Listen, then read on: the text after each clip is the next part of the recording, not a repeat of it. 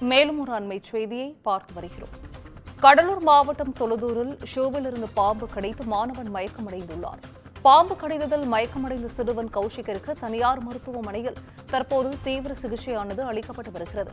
கூடுதல் விவரங்களை செய்தியாளர் பொய்யாமொழி வழங்கிட கேட்கலாம். பொய்யாமொழி, வணக்கம். ஷூவில் இருந்த பாம்பு கடித்து மாணவன் மயக்கமடைந்திருக்கிறார். இது குறித்தான முழு விவரங்கள் பொய்யாமொழி. வணக்கம் சிந்திஜா. கடலூர் மாவட்டம் திக்கக்குடி அருகே உள்ள தொழுதூர் வஉசி நகரைச் சேர்ந்தவர் கண்ணன் ராதா தம்பதியினர்.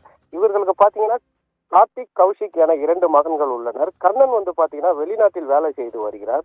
மூத்த மகன் கார்த்திக் திருச்சியில் மருத்துவராக பணிபுரிந்து வருகிறார். இந்த நிலையில் ராதா, கௌஷிக் இருவரும் தொழுதூரில் வசித்து வருகின்றனர். கௌஷிக் தொழுதூரில் உள்ள ஒரு தனியார் பள்ளியில் 7ஆம் வகுப்பு படித்து வருகிறார்.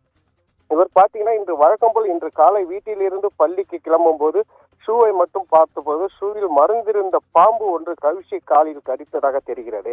அலறி அடித்து சத்தம் போடவே அவரது தாய் அவரை தூக்கி கொண்டு அருகில் உள்ள மருத்துவமனையில் சேர்த்தனர். அங்கு பாத்தீங்கன்னா கௌஷிக் மயக்கம் அடைந்த நிலையில் இருந்தனர். தனியார் மருத்துவமனைக்கு சிகிச்சைக்காக கொண்டு சென்றிருக்கிறார். மேலும் பாத்தீங்கன்னா கௌஷிக்கு தீவிர சிகிச்சை என்பது அளிக்கப்பட்டு வருகிறது. சிந்துஜா, விவரங்களை வழங்கியமைக்கு நன்றி பொய்யா.